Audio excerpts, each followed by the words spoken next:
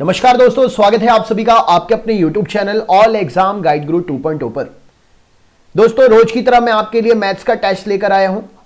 Maths के इस test में आपके लिए 10 MCQ क्वेश्चंस रहेंगे जो लास्ट ईयर हुए एग्जाम्स में पूछे गए हैं और आगे आने के भी 100% चांसेस हैं। तो चलिए दोस्तों, शुरू करते हैं क्वेश्चन।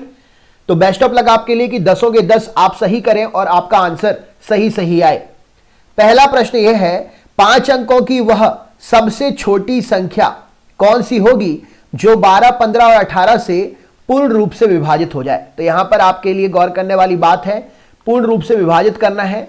संख्याएं दी हुई हैं 12, 15 और 18, इनसे विभाजित हो सके और सबसे छोटी संख्या। तो सबसे छोटी संख्या जो 1 और 0 से मिलकर बनेगी वो होती है, तो 1 और 4 बार 0, ये आपकी सबसे छोटी संख्या हो जाएगी। चलिए आप भी सॉल्व करिए, देखिए क्या आंसर हो सकता है। तो यहां पर हम इसको सॉल्व करना शुरू करेंगे तो सबसे छोटी संख्या हमें पता चल गई कि यहां पर 1 लाख आंसर सबसे छोटी संख्या का होगा। अब 12, 15 और 18 इन तीनों से विभाजित हो सके तो क्या हो सकता है। तो यहां पर आपके लिए यह पता होना चाहिए कि अगर सबसे छोटी संख्या बोले तो इनडायरेक्टली एलसीएम निकालने को बोला जा रहा है। वहीं पर अगर आपसे बड़ी संख्या बोली जाए तो बड़ी संख्या का मतलब होता है HCF। ठीक है, यह हमेशा याद करके रखिएगा। तो यानी कि आपको क्या करना है, 12, 15 और 18 का ऐसा क्वेश्चन जब भी आए आपके लिए दिए हुए नंबर का एलसीएम या एचसीएफ पूछे गए क्वेश्चन के अनुसार निकालना है। तो छोटी संख्या बोला है और तो आपके लिए यहां पर सबसे पहले क्या करना है, यहां पर एलसीएम निकालना है। तो 12, 15 और 18 इन तीनों का एलसीएम निकालेंगे तो आपका एलसीएम 180 आएगा। निकाल कर देख सकते हैं आप, 12, 15 और 18 आप जिस भी तरीके से एलसीएम निकालते हैं उस तरीके से निकालेंगे एलसीएम। तो ऐसे क्वेश्चन में आपको क्या करना है, तो दिए हुए नंबर्स का एलसीएम निकालना है। फिर उसके बाद जो भी संख्या, छोटी संख्या या बड़ी संख्या बोली गई है, उसको दिए हुए नंबर के एलसीएम में से डिवाइड करना है। तो आप इसको 180 से डिवाइड करेंगे तो आपका यहां पर आंसर आएगा 900 आएगा। तो 900 जो है यहां पर 1000 से कितना कम है, 100 कम हो रहा है। तो जो एलसीएम है इसको उसमें से घटाना पड़ेगा। तो आपका क्या नंबर होगा, ये आपका 1 लाख 5 अंकों की बड़ी संख्या प्लस 180 माइनस 100 बच रहा है ना एलसीएम, इसको घटाइए। 1 लाख प्लस 180 माइनस 100 तो क्या हो जाएगा, 80। अब 1 लाख और 80 को हमने जोड़ दिया तो क्या हो जाएगा, 1 लाख 80। ये आपका आंसर हो जाएगा। मतलब ये वो छोटी से छोटी 5 अंकों की संख्या होगी जो 12, 15 और 18 से पूरी तरीके से विभाजित हो जाएगी। तो यहां पर ऑप्शन नंबर डी हमारा सही उत्तर हो जाएगा। तो इस तरीके के क्वेश्चन कभी भी आपसे पूछे जाए तो आपको करना है, ठीक है, सबसे पहले दिए हुए नंबर का एलसीएम निकालना है। उसके बाद जो छोटी संख्या है उससे एलसीएम को डिवाइड करना है। जो भी एलसीएम में रिमाइंडर आए उसको एलसीएम में से माइनस करना है और फिर बचे हुए नंबर को दिए नंबर में जोड़ देना है। तो आपके लिए पूर्ण रूप से विभाजित होने वाली छोटी से छोटी संख्या मिल जाएगी। चलिए अगले क्वेश्चन की तरफ चलते हैं। अगला क्वेश्चन देखिए, कुछ इस प्रकार है आपके पास प्रश्न। तो नेक्स्ट क्वेश्चन देखते हैं, ये रहा। तो आपसे पूछा गया है प्रश्न चिन्ह के स्थान पर क्या आएगा, और क्वेश्चन है आपका 1.236 गुणित 10 के ऊपर 15 की घात माइनस 5.23 गुणित 10 के ऊपर 14 की घात। तो ऐसे क्वेश्चन में सबसे पहले तो कॉमन ढूंढने की कोशिश करना है। देखिए यहां पर 10 के ऊपर 15 की घात है और यहां पर 10 के ऊपर 14 की घात है। अगर हम इस 15 में से 14 ले लें और एक छोड़ दें तो हमारा कॉमन नंबर मिल जाएगा। तो चलिए ऐसे प्रश्नों को कुछ इस प्रकार सॉल्व करेंगे। तो सबसे पहले लिखना शुरू करेंगे, तो जो हम कॉमन ले सकते हैं उसको बाहर ले लेंगे। तो 10 के ऊपर 14 की घात हमने कॉमन ले लिया। अब देखिए 12, यहां पर देखिए 12 36 है ना, 1.236 गुणित 10 के ऊपर 1 की घात मतलब 10। अब इसको इससे मल्टीप्लाई करेंगे तो क्या आंसर आएगा, 1 2 3 6 0। और दशमलव कितने अंक के बाद है, 1 2 3 अंक के बाद है, 1 2 3। तो यहां पर दशमलव यहां आ जाएगा। तो अब इसको हम क्या लिखेंगे, तो अब हम इसको लिखेंगे 12.360 माइनस 5.23। ठीक, अब 10 के ऊपर 14 की घात ज्यों का त्यों। अब हम इसको सॉल्व करेंगे तो 12.360 में से 5.23 को अगर हम घटाते हैं तो हमारा आंसर क्या आएगा? तो घटा तो आप सकते ही हैं, तो यहां पर घटाने पर क्या आएगा? 12 में से 5 जाएगा, दशमलव वाले में से दशमलव वाला घटेगा, तो यहां पर आ जाएगा आपका 7.13। ठीक है, और यही आपका आंसर हो जाएगा। तो यहां पर आपका आंसर क्या हो जाएगा? 7.13 गुणित 10 के ऊपर 14 की घात। तो यहां पर देखिए आपका आंसर है 7.13 गुणित 10 के ऊपर, ये रहा ऑप्शन नंबर ए यहां पर सही उत्तर हो जाएगा आपके लिए। तो इस प्रकार से क्वेश्चन जब भी आपका आए तो कॉमन आप निकालिए, देन उसको सॉल्व करते हुए आगे बढ़िए। ठीक है, ये आपका एसएससी में पूछा गया क्वेश्चन है, याद करके रखिएगा। नेक्स्ट क्वेश्चन देखते हैं क्या पूछा गया है। ये रहा स्क्रीन पर आपके सामने, देखिए आपके पास में ये क्वेश्चन है, ये प्रश्न है। प्रश्न कुछ इस प्रकार है, नीचे दिए गए संख्याओं के समूह का औसत क्या होगा? आपके पास में ये नंबर्स दिए हुए हैं, इनका औसत निकालना है। चलिए मैं आपके लिए कुछ समय देता हूं, 5 सेकंड का समय देता हूं, आंसर बताइए। देखिए क्या हो सकता है इसका आंसर।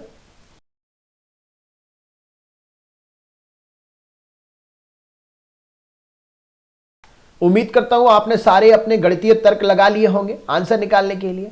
तो देखिए बेसिक तो इसका ये होता है, इन सबको जोड़िए, ठीक है, और जितने नंबर हैं उससे डिवाइड कर दीजिए, या कोई एक छोटा नंबर ले लीजिए, बाकी बड़े नंबर उससे कितने बड़े नंबर हैं उन सभी अंकों को जोड़ लीजिए। तो औसत आप किसी भी प्रकार से निकाल सकते हैं, आपकी जो बेस्ट मेथड हो आप उससे निकालिए। मेरा मकसद सिर्फ ये था कि आपके लिए एग्जाम में पूछे गए क्वेश्चंस को सामने रखना। तो यहां पर आप इन सबको जोड़ेंगे, तो यहां पर इन सबको जोड़ने पर 3808 आपका टोटल आएगा। ठीक है, और नंबर कितने हैं? 1 2 3 4 5 6 7 8। इनको टोटल नंबर में से भाग दे दीजिए। जब आप टोटल नंबर में से भाग देंगे तो आपका कितना आ जाएगा? आप इसको खुद भाग दे सकते हैं, छोटे से काट लीजिए। 2 चौके 8, 2 एकम 2, 2 इनाम 18। ठीक है, फिर 0 8, 2 चौके 8, इस प्रकार से आप काटेंगे, काटते हुए जाएंगे आप, तो आपका यहां पर 746 आंसर आ जाएगा। 476 वाला आंसर क्या हो जाएगा? ऑप्शन नंबर ये रहेगा। ठीक है, तो ये तो आप काट ही लेंगे ना। देखिए मैं एक बार काट ही के बता देता हूं। 3808 को 8 से काटना है, छोटे से छोटा काटिए। 2 से काटते हैं, 2 चौको 8, 2 एकम 2, 2 इनाम 18, 0, 2 चौके 8। ठीक है, आप देख सकते हैं कि अगर हमने गलत काटा तो भी आप चेक कर सकते हैं। 1904 दूना 3808 होगा, 19 दूनी 38, 4 दूना 8। ठीक है, सही काट रहे हैं। 2 दूनी 4, 2 इनाम 18, बचे कितना? 1, 2 पंचे 10। ठीक, ये कट गया। 2 दूनी 4। ठीक, अब 2 एकम 2, 2 चौके 8, 2 सत्ते 14, 2 ही 6 12। तो ये देखा 476 आपका एवरेज आ जाएगा। बढ़ते हैं अगले क्वेश्चन की तरफ। अगला क्वेश्चन क्या है देखते हैं। देखिए यहां पर आपसे क्वेश्चन पूछ रहा है, एक शहर की जनसंख्या 48,600 है। पहले वर्ष में 25% बढ़ती है और दूसरे वर्ष में 8% घट जाती है। 2 वर्षों के अंत में शहर की जनसंख्या कितनी होगी? तो जब ऐसे क्वेश्चन आते हैं तो आप ऐसे क्वेश्चंस को किस प्रकार, एकदम बेसिक है, ज्यादा कुछ भी नहीं करना है, आप भी सॉल्व करिए, मैं भी सॉल्व कर रहा हूं, देखते हैं। तो ऐसे क्वेश्चन में आपको क्या लिखना है? टोटल जनसंख्या लिखना है 48,600। पहले वर्ष में 25% बढ़ी, मतलब 100 से 25 ज्यादा हुई, तो 25% है तो प्रतिशत में तो अपॉन 100 रहेगा ही। और दूसरे वर्ष में क्या है? 8% कम गई, यानी कि 100 में से 8 कम गई तो कितनी? 92.100 हो गई। ठीक, अब आप इसको काटेंगे, तो इसको काटेंगे तो 2 0 से 2 0 ये कट गए। 25 पंचे 125, 25 चौके 100। ठीक, तो यहां पर आपका 4 बचा है ऊपर। अब इसको काट देते हैं ऊपर से।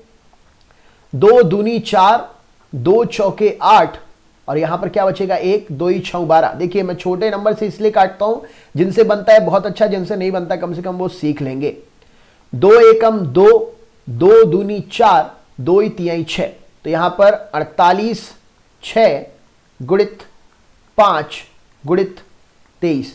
तो आप इन सब का गुणा करेंगे, तो इन सब का गुणा करने के बाद आपके पास जो आंसर आएगा वो आएगा 55,890। ठीक है, करके देख सकते हैं आप। ठीक है, 55,890 यहां पर गुणा आ जाएगा। आप इसको गुणा करके देख सकते हैं। 5 3 15 की 5 हासिल आई 1, 5 दूनी 10 और 1 11, तो ये 115 गुणित 486 का आप गुणा करिए तो आपका 55,890 आंसर आ जाएगा। ठीक, ये तो आप कर ही सकते हैं, नॉर्मल गुणा तो आप कर ही सकते हैं। नेक्स्ट प्रश्न देखते हैं क्या पूछा गया है। ये रहा स्क्रीन पर क्वेश्चन, कुछ इस प्रकार है।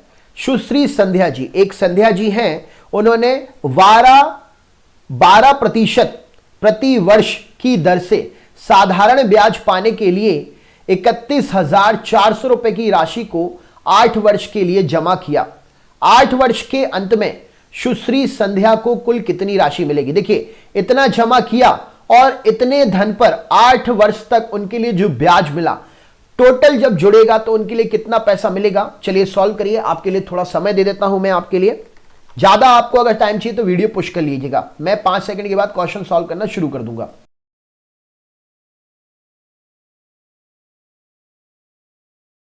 चलिए, तो आपने शुरू कर ही दिया होगा। तो देखिए, बात हो रही है यहां पर सिंपल इंटरेस्ट की, तो यहां पर सिंपल इंटरेस्ट की बात हो रही है, तो सिंपल इंटरेस्ट का फॉर्मूला लगेगा।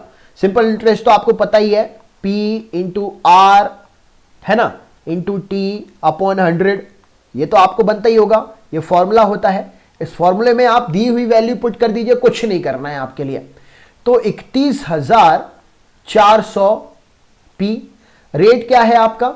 रेट आपका है 8% और टाइम क्या पीरियड है? टाइम है 8 वर्ष। ठीक, तो रेट है आपका 12%, माफ करिएगा, और टाइम है कितना? 8 वर्ष। अपॉन में क्या आएगा? 100 आएगा। तो आप इसको सॉल्व करेंगे, तो इसको सॉल्व करने के बाद में आप इसको इससे काट दीजिए, देन आपका जो आंसर आएगा मल्टीप्लाई करने के बाद में सॉल्व कर लीजिए इसको। 314 गुणित 8 दूनी 16 की 6 हासिल आई 1, 8 एकम 8 और 1 9, 96 और 14, 96 और 314 को जब आप मल्टीप्लाई करेंगे तो आप इसको मल्टीप्लाई कर सकते हैं। ठीक, इस प्रकार आप जो टोटल करेंगे तो आपका यहां पर 30,144 वैल्यू आएगी। 30,144। अब ये तो उनके लिए 8 वर्ष का ब्याज मिला, प्लस उनका मूल कितना था? उनका मूल था आपका 31,400। तो टोटल कितना हो जाएगा?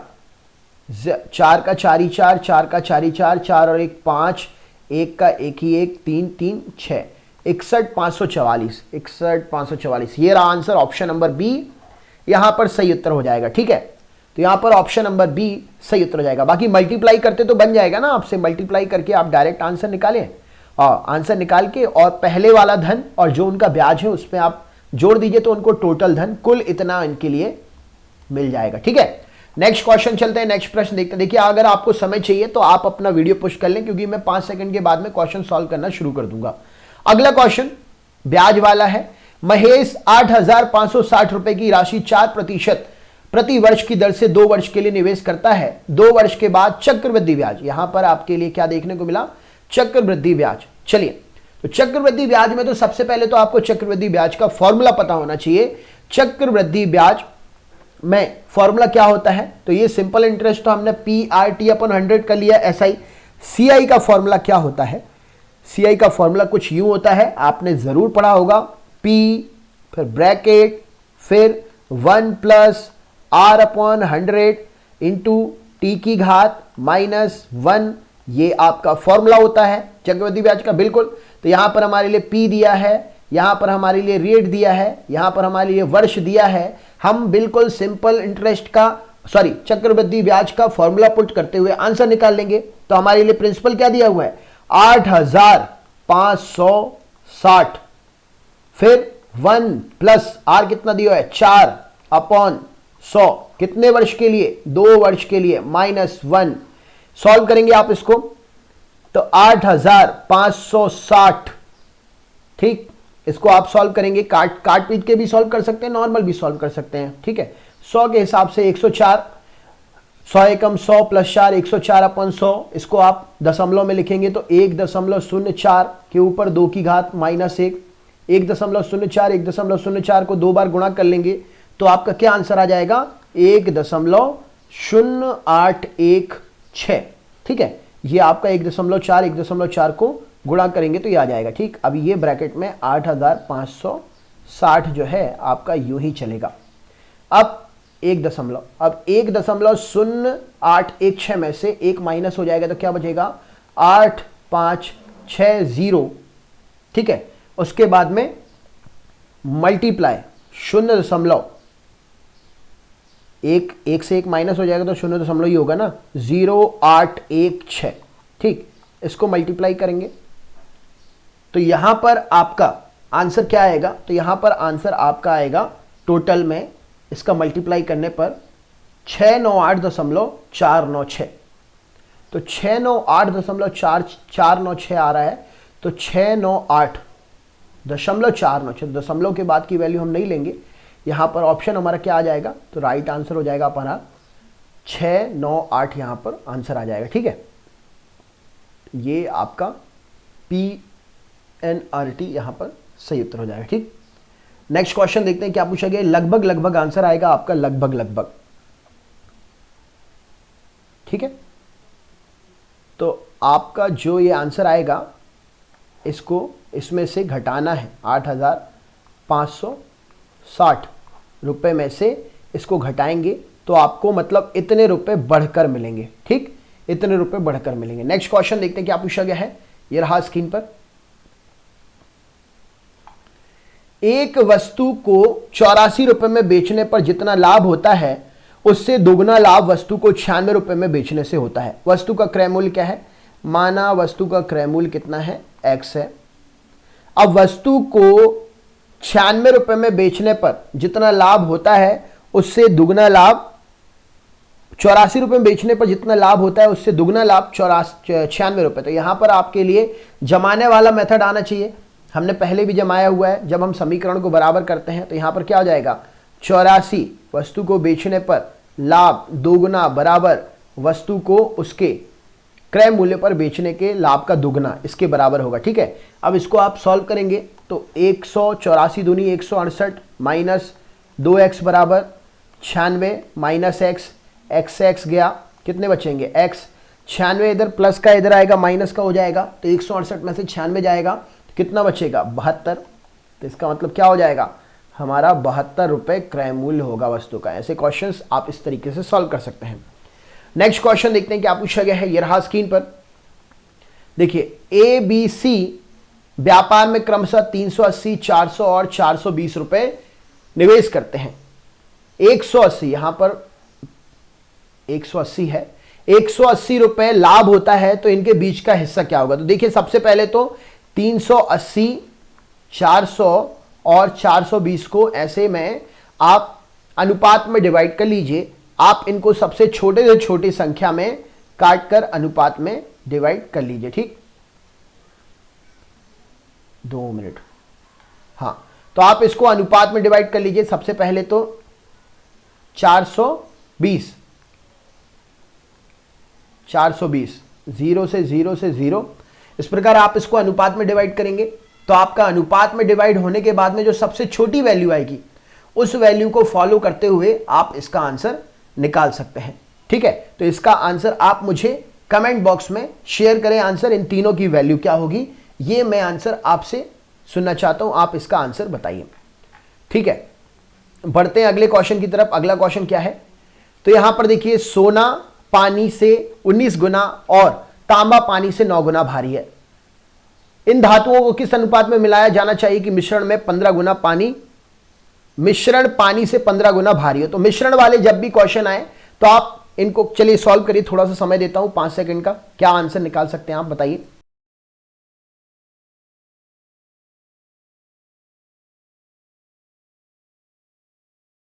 चलिए उम्मीद करता हूं आपने आंसर निकाल लिया होगा, देख लिया होगा इसमें से कौन सा आंसर हो सकता है। तो ऐसे क्वेश्चन में आप मिश्रण में अनुपात समानुपात की विधि का प्रयोग करते हुए सबसे पहले तो अनुपात, ये हो गया गोल्ड आपका और ये हो गया आपका कॉपर, ठीक है। गोल्ड कितना दिया हुआ है, कॉपर कितना दिया हुआ है, आप लिख लीजिए। गोल्ड आपका पानी से 19 गुना भारी बता रहा है और तांबा पानी से 9 गुना भारी बता रहा है। पानी को कितना करना है, पानी को 15 करना है। तो इस प्रकार से आप इसको 15 में से 9 घटाएंगे तो 6 हो जाएगा, 19 में से 15 को घटाएंगे तो 4 हो जाएगा। तो इस प्रकार आप अनुपात में लिख सकते हैं गोल्ड और कॉपर को। तो 6:4 आप लिखेंगे तो 6:4 को आप काटेंगे तो कितना बचेगा, 2 दूनी 4, 2 तिहाई 6। तो यहां पर 3:2 वाला जो ऑप्शन है यहां पर, ऑप्शन नंबर बी सही उत्तर हो जाएगा। ठीक है, 3:2 वाला जो ऑप्शन है यहां पर सही उत्तर हो जाएगा। ठीक, आपको ये याद करके रखना है। तो देखिए, गोल्ड का और कॉपर का क्या हो जाएगा, गोल्ड है आपका 6 और 4, तो यहां पर गोल्ड हो जाएगा 3 दूनी 6, 2 तिहाई 6, 2 चौके 2 दूनी 4, तो 4 यहां पर 2:3 वाला आंसर सही होगा, ये नहीं होगा 2:3 वाला। तो इसको आप कैसे लिखोगे, गोल्ड को और कॉपर के पास लिखने के लिए कॉपर वाला यहां जाएगा, गोल्ड वाला यहां जाएगा। तो कॉपर कितना है, कॉपर 2 है और सोना कितना है, 3 है। तो इसको अनुपात में कैसे लिखेंगे आप, 2:3। ठीक है, नेक्स्ट क्वेश्चन देखते हैं क्या पूछा गया है। क्वेश्चन खत्म हो गए, बड़ी जल्दी खत्म हो गए।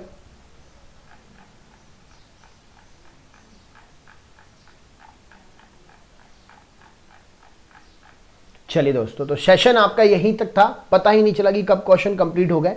कैसे लगा वीडियो, कमेंट बॉक्स में कमेंट करके बताइए। अगर कोई क्वेश्चन आपको ना समझ में आया तो आप हमें कमेंट करें, हम अगली बार आपको और अच्छी तरीके से समझाने की कोशिश करेंगे। वीडियो को शेयर जरूर करिएगा। क्वेश्चन बहुत छोटे हैं लेकिन जानना बहुत जरूरी है, अपने दोस्तों तक जरूर पहुंचा दीजिएगा। मिलते हैं नेक्स्ट सेशन में, तब तक के लिए बहुत बहुत धन्यवाद। आपका दिन शुभ हो।